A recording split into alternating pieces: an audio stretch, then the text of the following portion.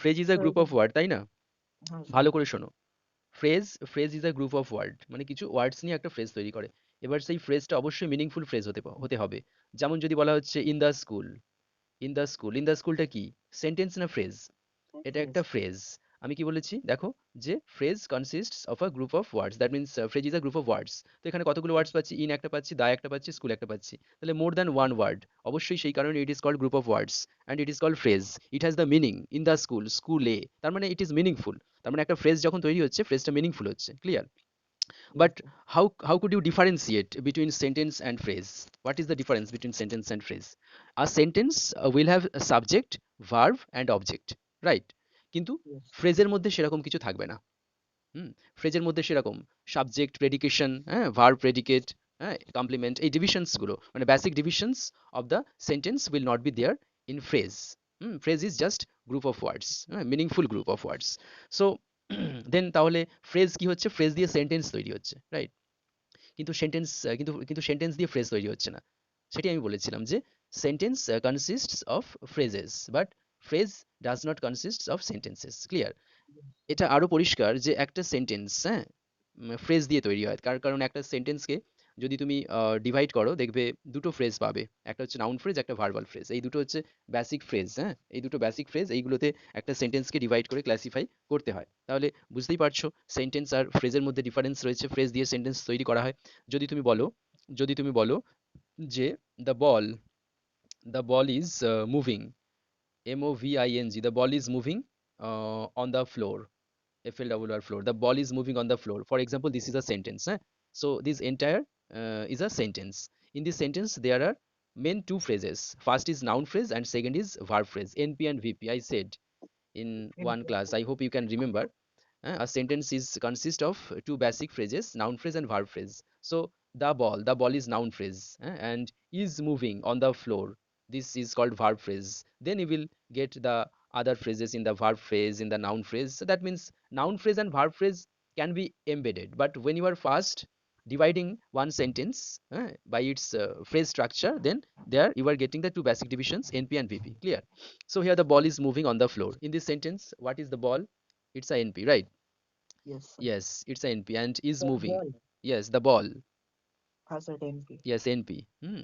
It is NP because NP consists of determiner. The is determiner. Clear? So ball is noun. So ball is noun. This is why it's a noun phrase. So ball যদি বলা যাচ্ছে শুধু বল, এটা কি? It's a noun. It's a noun and it's a noun phrase in the sentence as well. So when determiner plus noun থাকছে, determiner plus noun is equal to branching noun phrase. আর শুধু যদি noun হয় সেটাকে বলা হচ্ছে নন branching noun phrase. মনে পড়ে বলেছিলাম? হ্যাঁ স্যার। ঠিক আছে? তাহলে আমরা কতগুলো ধরনের ফ্রেজ পাচ্ছি? এনপি পাচ্ছি নাউন ফ্রেজ অ্যান্ড ভিপি পাচ্ছি verbal phrase, right? Yes sir. And on the floor is prepositional phrase. So এইভাবে অনেক ডিভিশনস রয়েছে ফ্রেজের। সো মেন যে জিনিসগুলো আমি বলছি এখন, সেটা মার্ক স্যার করবে। আমাদের তো শুধু ফ্রেজেস করিয়েছে, না স্যার ফ্রেজেস করায়নি। শুধু নর্মাল আইডিয়া দিয়েছে, তাই তো? হ্যাঁ, এবার যদি শুধু ফ্রেজেসের ডিভিশন দিয়েছে। একদম ক্লজেরও বেসিক ডিভিশনস গুলো বলেছে আর ফ্রেজেও শুধু নর্মালি আইডেন্টিফিকেশন দেখিয়েছে, তাই তো? Identifying phrase. কিন্তু বিষয়টা হচ্ছে আইডেন্টিফাই কিভাবে করবে? যদি বলা হচ্ছে the ball is moving on the floor, identify করো which one is NP and which one is VP. কোনটা নাউন ফ্রেজ, কোনটা ভার্ব ফ্রেজ? এনপি মানে নাউন ফ্রেজ, ভিপি মানে ভার্ব ফ্রেজ। কোনটা নাউন ফ্রেজ, কোনটা ভার্ব ফ্রেজ, কিভাবে identify করবে? তখন কি করবে? তাহলে আমাদের পরিচিত হতে হবে, তাই না? হ্যাঁ স্যার। তো কিভাবে পরিচিত হব? তো ফার্স্ট হচ্ছে এনপি। এনপিটা কি জিনিস? এনপি কে বলা হচ্ছে, বললাম কি বললাম? নাউন স্যার নাম ফ্রেজ। ফ্রেজ। একদম। নাউন ফ্রেজ নিয়ে আমি প্রথমে আলোচনা করি। নাউন ফ্রেজটা কি? দেখো, নাউন ফ্রেজ কথাটা শোনার সাথে সাথে একটাই কথা নিশ্চয়ই বুঝতে পারছো যে বলা আছে নাউন, তাই না? তো যখনই কোনো নাউন পাবে, ঠিক আছে, তো সেই নাউনটা যদি সিঙ্গেল ওয়ার্ডও হয়, সেটাকে নাউন ফ্রেজ বলা যেতে পারে অ্যাকর্ডিং টু নম চমস্কির এক্স বার থিওরি। আবার বলছি, অ্যাকর্ডিং টু নম চমস্কির এক্স বার থিওরিতে, এক্স বারের যে থিওরি রয়েছে, সেই থিওরিতে একটা নাউনকেও ফ্রেজ ধরা হচ্ছে, সিঙ্গেল নাউনকে। সাপোজ যদি বলা হচ্ছে বল, BALL, বল, বল কথাটা সেন্টেন্সে আছে, ball is moving on the floor, is মুভিংটা হচ্ছে ভার্ব ফ্রেজ, ঠিক আছে? তাহলে বলটা কি? Ball itself is noun and noun phrase in the sentence. তার মানে yes. Ball itself as a part of speech, noun, মানে পার্ট অফ স্পিচ হিসেবে বলটাকে কি বলা হচ্ছে? হ্যাঁ sir. As a part of speech বলটাকে কি বলা হচ্ছে? নাউন, তাই না? তার নাম বলা হচ্ছে। আবার এই নাউন ইটসেলফ, হ্যাঁ, এই নাউনটাকে, এই নাউন যেটা রয়েছে এটাকেই সেন্টেন্সের মধ্যে থাকলে কি বলা হচ্ছে, নাউন ফ্রেজ বলা noun হচ্ছে। phrase, ঠিক আছে, যখন শুধু বল হচ্ছে, বল বল, তখন সেটাকে বলা হচ্ছে নাউন ফ্রেজ। আবার যদি বলা যায় yes, দা বল, দা বল, দা বলটা কি জিনিস, সেটাও noun phrase.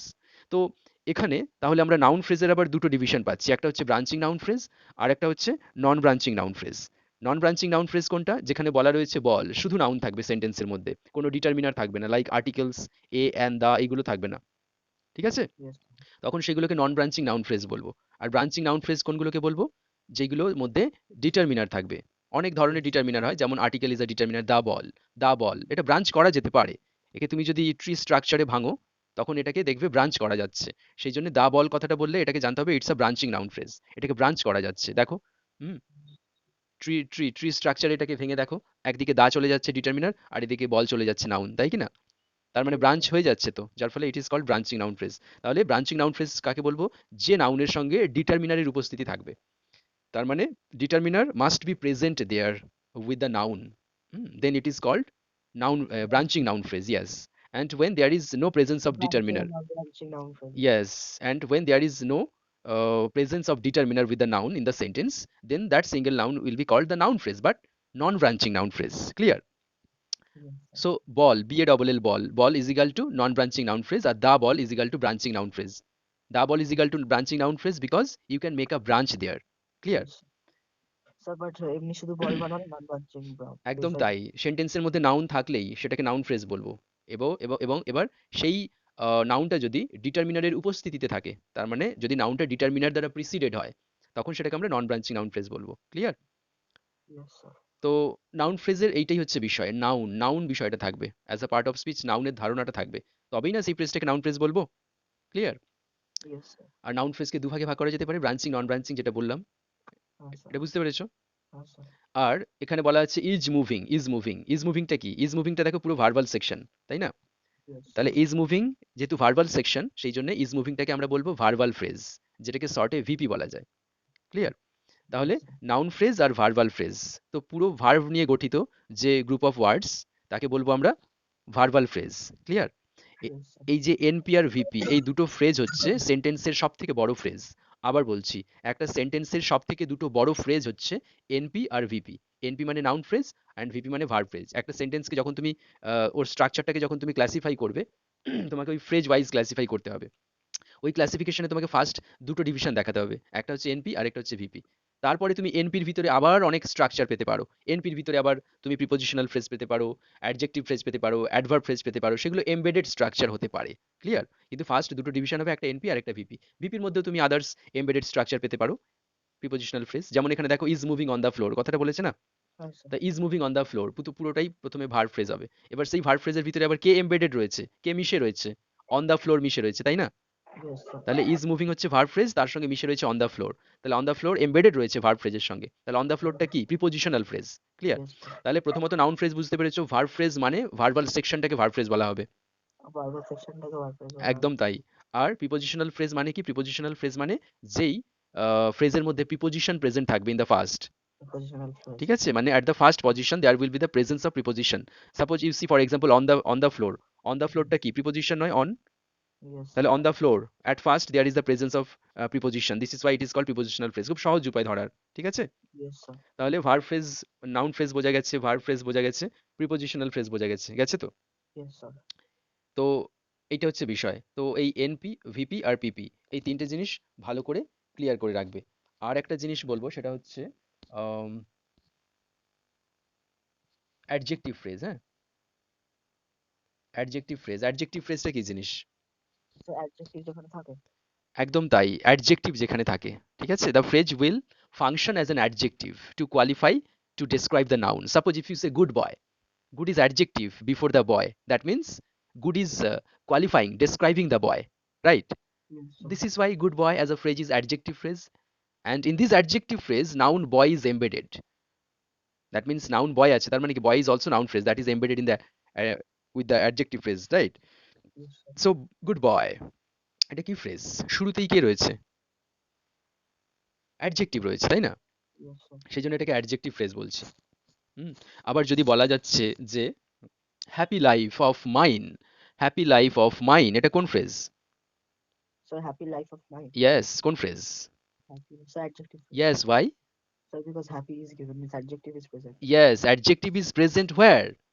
Sir, in in the in the phrase. first, at first Yes. position of the group of words, right?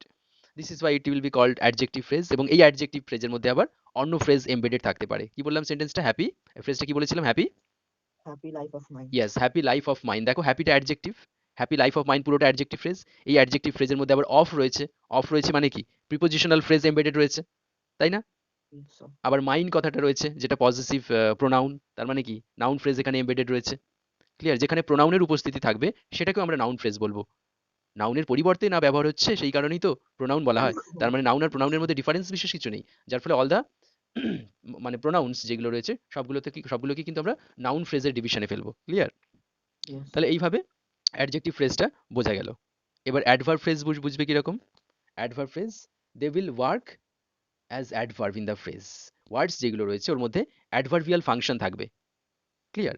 Yes, sir. Adverbial function থাকবে। For example, rapidly, rapidly, Yes. Rapidly he wrote the answer. এর মধ্যে rapidly, rapidly হচ্ছে adverb. এটা ফ্রেজে যখন classify করবে এটাকে বলা হবে adverbial phrase, rapidly. Clear? Yes, sir. Next ব্যাপারটা নেক্সট হতে পারে, ধরো অ্যাডভার্ব ফ্রেজ। অ্যাডভার্ব ফ্রেজ কখনো কখনো আবার অ্যাডভার্ব ফ্রেজ এমন একটা জিনিস, কখনো কখনো আবার মানে পার্টিকুলার অ্যাডভার্বের উপস্থিতি না থাকলেও অ্যাডভার্বের মতো কাজ করবে, তাই কি না? Yes, sir. অ্যাডভার্বের মতো কাজ করলেও সেটাকে আমরা অ্যাডভার্বিয়াল ফ্রেজ বা অ্যাডভার্ব ফ্রেজ বলতে পারবো। অ্যাডভার্বের কাজ কি actually? Adverb of time, time denote করা। হুম। Yes, sir. আবার যদি থাকে adverb of place, place denote করা, তাই কি না? তো adverb of Yes, sir. Manner, manner denote করা। তো অ্যাডভার্বিয়াল ফাংশন থাকলে তাকে আমরা অ্যাডভার্বিয়াল ফ্রেজ বলতে পারি। ওই জন্য দেখা যাচ্ছে প্রিপোজিশনাল ফ্রেজ আর অ্যাডভার্বিয়াল ফ্রেজ অনেকটাই একরকম হয়ে যায়। যেমন ধরো যদি বলা যায় যে in the school, in the স্কুলটা কি হিসাব মতো প্রিপোজিশনাল ফ্রেজ, যেহেতু ইন প্রিপোজিশন রয়েছে, তাই না? Yes, sir. অথচ এইটাকে আমরা অ্যাডভার্বিয়াল ফ্রেজ বলতে পারি according to the function, according to its function, এর কাজ অনুযায়ী অ্যাডভার্বিয়াল ফ্রেজ বলতে পারি। কেন বলতে পারি? তার কারণ হচ্ছে এখানে অ্যাডভার্বের উপস্থিতি না থাকলেও ইন দ্য স্কুল মানে কি একটা স্থান বোঝাচ্ছে, প্লেস বোঝাচ্ছে, তাই না? তার Yes. মানে কাজ করছে কিসের মতো? অ্যাডভার্বের মতো কাজ করছে, তাই না?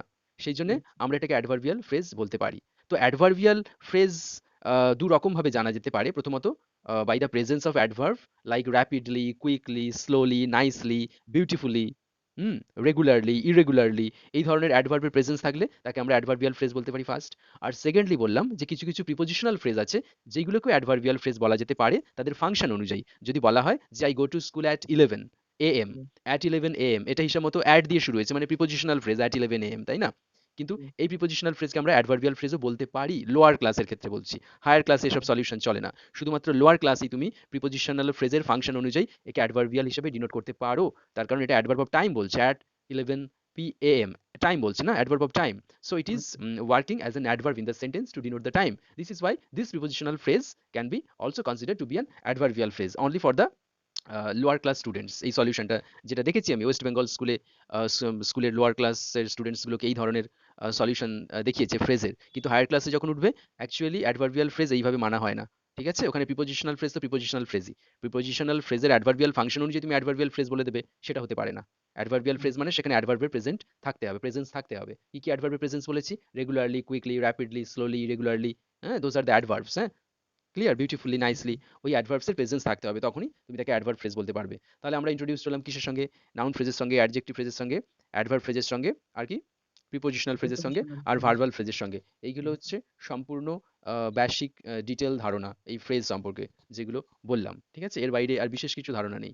এরপরে যেটা আছে ফ্রেজের ক্লাসিফিকেশন, ফ্রেজকে Yes. কিভাবে আমরা ডিভাইড করব সেগুলো হায়ার স্টাডিজ, হায়ার স্টাডির বিষয়। সেগুলো যখন কলেজে ইউনিভার্সিটিতে পড়বে লিঙ্গুইস্টিক নিয়ে, তখন সেগুলো পাবে। এবং তখন তোমার মনে হবে আমি আজকে যে কথাগুলো বলছি সেগুলো কতটা ঠিক। তার কারণ হচ্ছে লোয়ার ক্লাসে এই জিনিসগুলোকে এত ক্লিয়ারলি দেখানো হয় না, যার ফলে এরা যখন কলেজ ইউনিভার্সিটি থেকে লিঙ্গুইস্টিক নিয়ে পড়াশোনা করে সেখানে ল্যাঙ্গুয়েজে নিয়ে যখন পড়ে দেখে যে বিষয়টা অনেকটাই অন্ধকারই ছিল ওরা ছোট ক্লাসে, স্কুল লাইফে। সেই অন্ধকারটা ওদের কেটে যায়। যেরকম বললাম তোমাকে যে তুমি যখন লিঙ্গুইস্টিক নিয়ে পড়াশোনা করবে, ল্যাঙ্গুয়েজ নিয়ে, সেখানে যখন ফ্রেজকে, সেন্টেন্সকে যখন ফ্রেজে ভাগ করতে দেবে, সেখানে কখনোই তোমাকে বলবে না যে তুমি প্রিপোজিশনাল ফ্রেজের অ্যাডভার্বিয়াল ফাংশন অনুযায়ী তাকে তুমি অ্যাডভার্বিয়াল ফ্রেজ বলো। কখনোই বলবে না তোমাকে বলতে। Yes, sir. বোঝা গেছে? Yes, সেখানে sir. Prepositional phrase is prepositional phrase, adverbial phrase is adverbial phrase. ঠিক আছে? একটা ফ্রেজের Yes. মধ্যে আরেকটা ফ্রেজ ঢুকে থাকতে পারে ঠিকই, দে আর এমবেডেড, তারা যেটা এমবেড, একটা খুঁজতে বললে একটাই খুঁজতে হবে। একদম তাই। বুঝতে পেরেছো? তারা এমবেডেড হয়েছে, তারা এমবেডেড মানে একটার ভিতরে আরেকটা ঢুকে আছে। সবগুলো তোমাকে কেটে দেখাতে হবে ইউনিভার্সিটি লেভেলে, হুম, কলেজ লেভেলে। ঠিক আছে? yes, sir. কিন্তু স্কুলের ক্ষেত্রে এরকম কেটে দেখাতে হবে না। ইন দ্য স্কুল কি ফ্রেজ বলো, স্কুলের পড়া। In the phrase what is called, what is in the school, in terms of phrase, কি ধরনের ফ্রেজ ইন দ্য স্কুল, তখন তোমাকে বলতে হবে in the school prepositional phrase. তার কারণ ইন প্রিপোজিশন রয়েছে অ্যাট Yes, ফার্স্ট, তাই না? অ্যাট ফার্স্ট ইনের প্রেজেন্স রয়েছে অ্যাজ আ প্রিপোজিশন, সেই কারণে এটা প্রিপোজিশনাল ফ্রেজ। আবার কেউ বলবে স্যার এটা অ্যাডভার্বিয়াল ফ্রেজ। কেন? তার কারণ ইন দ্য স্কুল স্থান বোঝাচ্ছে, প্লেস বোঝাচ্ছে, তার মানে working as an adverb this phrase. This is why this phrase can also be called an adverbial phrase. এরকম হচ্ছে স্কুলের পড়া। ক্লিয়ার? কিন্তু কলেজের পড়া কিরকম? সেখানে বলবে in the school. In the school is a prepositional phrase, and in this prepositional phrase the noun phrase is embedded. Noun phrase কোনটা? দা স্কুল, তাই না?